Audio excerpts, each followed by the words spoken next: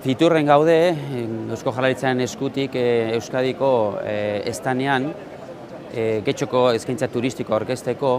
Alde horretatik azpimarratzea Getxok dauzkan eskaintza turistikoa lehenengo mailakoa dela, horrela izan da beti.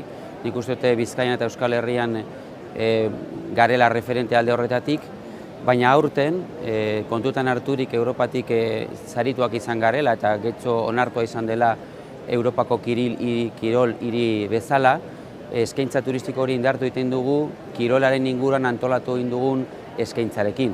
Beraz, gaur etorri gera pixkat eskaintza turistiko eta kirol eskaintza hori aurkeztera, eta eskaintza horren edo kirolaren aldeko apostu horren adibide garbia denez, gaur etortzen gara ere Bakea Bizkaia proiektuarekin nolabait adibide hori agerian jartzeko edo azpimarratzeko. Ez da kirolaren eta jarduera fisikoaren aldeko apostua Getxon.